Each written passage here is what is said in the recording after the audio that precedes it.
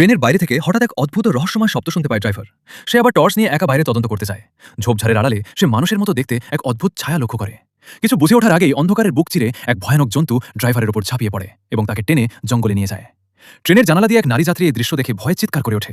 এর মাঝেই বাইরের পৃথিবীর সাথে ট্রেনের সব ধরনের যোগাযোগ বা কানেকশন বিচ্ছিন্ন হয়ে যায়। কোনো উপায় না পেয়ে ড্রাইভার কন্ট্রোল রুমে ফোন দেয়, কিন্তু ওপাশ থেকে জানানো হয় দুর্যোগপূর্ণ আবহাওয়া এবং গভীর জঙ্গলের প্রতিকূলতার কারণে উদ্ধারকারী দল বা সাহায্য পৌঁছাতে অন্তত 4 থেকে 5 ঘন্টা সময় লাগবে। ড্রাইভার ট্রেনের ভেতর ফিরে এসে যাত্রীদের এই দুঃসংবাদ জানায়। ট্রেনের ভেতরের আলো ছাড়া বাইরে দেখার মতো কোনো আলো নেই। চারপাশের গা ছমছমে অন্ধকার পরিবেশ যাত্রীদের মনে ভয়ের জন্ম দিতে শুরু করে। ট্রেনের ভেতরে সেই বয়স্ক নারী যাত্রীটি ততক্ষণে পুরোপুরি এক হিংস্র জানোয়ারে রূপান্তরিত হয়ে গেছে। এই ভয়াবহ পরিস্থিতিতে এক বয়স্ক যাত্রী সবাইকে পেছনের ইতিহাস মনে করিয়ে দেন। তিনি জানান 1930 সালেও ঠিক এই জঙ্গলে একইভাবে একটি ট্রেন আটকে গিয়েছিল এবং এক অজ্ঞাত প্রাণীর আক্রমণে ট্রেনের সবাই মারা যায়।